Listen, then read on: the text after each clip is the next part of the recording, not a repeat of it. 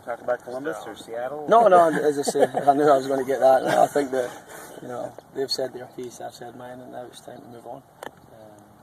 So Columbus, coming up this weekend, had a tough result, probably played a game that we have played ourselves, losing 3-0 on the road. It's not nice. So I'd imagine they'll be coming up this week to try and be the first team to win at Jelwyn Field. We hope that we can, sustain our form. We've been pretty good of late. We just told the guys there we need to keep our feet on the ground, keep an even keel, and it's back to work. On Saturday we must forget about all the results that we've had there previous and approach this game like it's the first game at Jelwyn Field with a lot of energy and a lot of enthusiasm. Are you enjoying the give and take with Seattle now? Yeah, as I say, it's done now. It's tit for tat. They said what they had to say. That was obviously their thoughts. For me, the last thing I'll say in it is I'm a straight guy. I'm an honest person.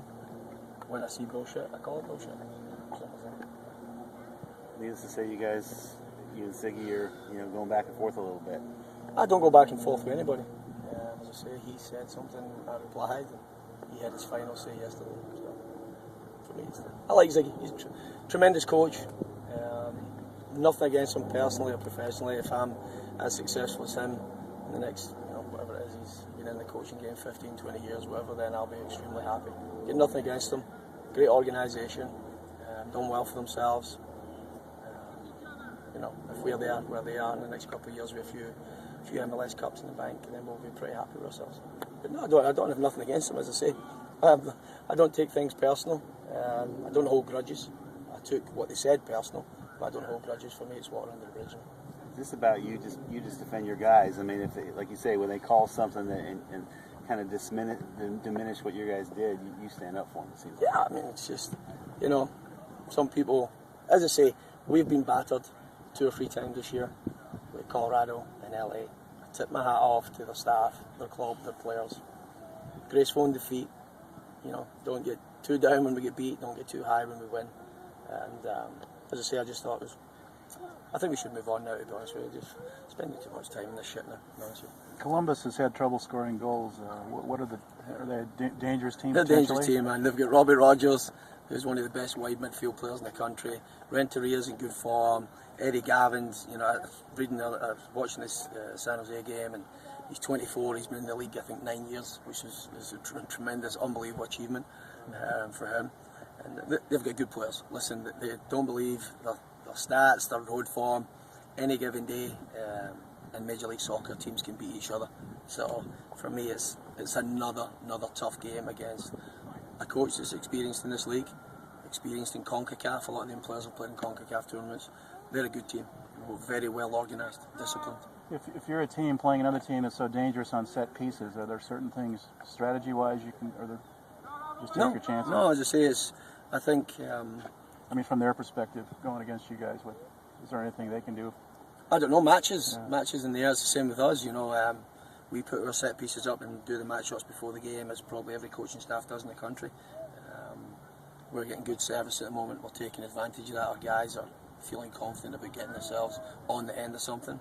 And and to be fair, we've had a few games. I mean, Michael Ricketts at the Galaxy pulled off an unbelievable save from Footy in the first half down at the Home Depot. So he's been lucky not to have scored 2 or 3 more goals from headers.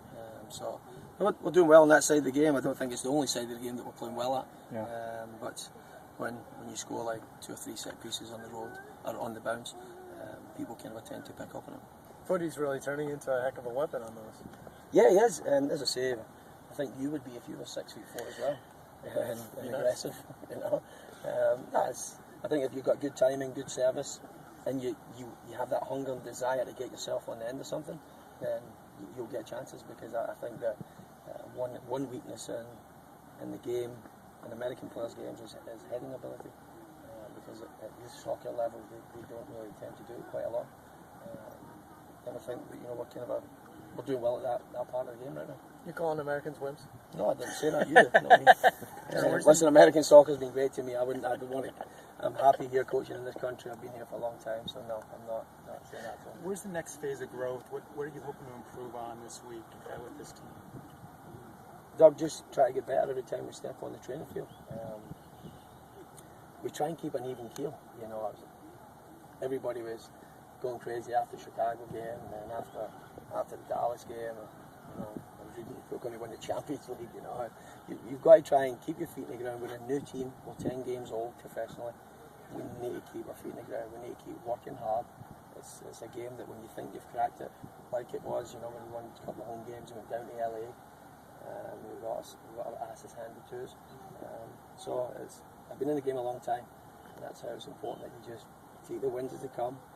Don't get too high and then don't get too low and you lose the next Keep the work rate. Yeah, keep it. You got to just keep working. Being honest every day. Being honest, being an honest individual. That when you step off the training field, you know that you've given it everything you've got. And I think if you have that mentality and you have it on a consistent basis, you'll consistently perform well.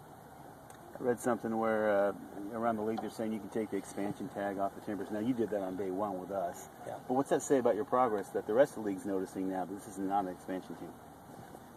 It is, but we don't like to use that tag.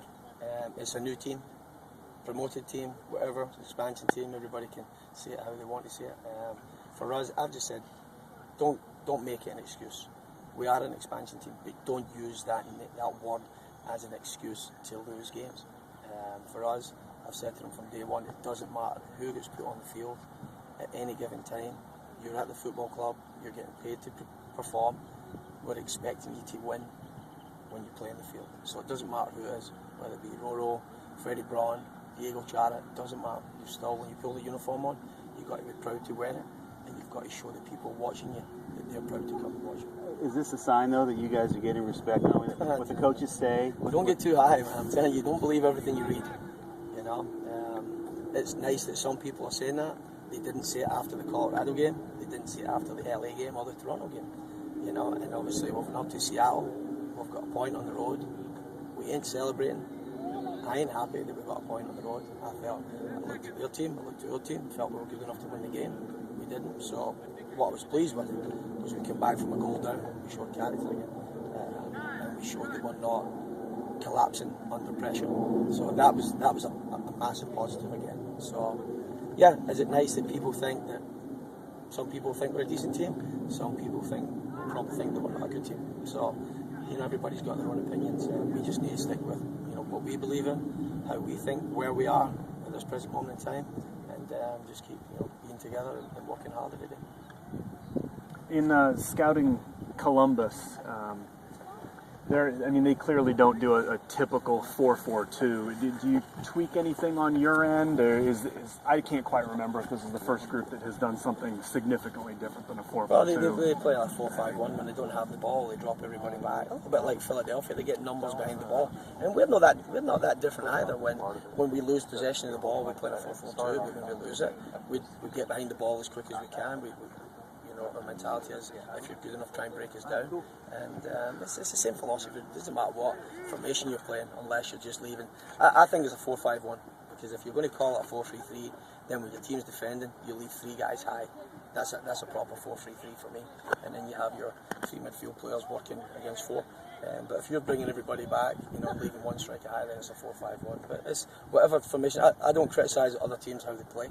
And for me, I worry about how we play. I don't worry about turf, size of fields, you know, climate, whatever it is. You've got to go and play. You've got to go and play everywhere and anywhere to be successful. So is there some little adjustment that you have to make, though, with Renteria pushed up so high and a couple of those other guys kind of in behind him? I'm trying to have our mentality that when teams come here, they've got to worry about us. You know, and I want our players to be the same. Yeah, we've got to give them respect, and we do, because it's a good group of players that they've got. They've lost a lot of guys at the end of last season, and they're still, you know, keeping up to last week, keeping clean sheets. Robert's very well organised, and with his staff, they do a good job. And it's going to be another tough game. You know, and I said to the guys there, do not think for one moment that we're going to step on the field and 3 points are going to be given to you. You've got to go back again and work and run your body into the ground in order to get, you know, the 3 points at the end of the day, and it's going to be a tough game. Thanks.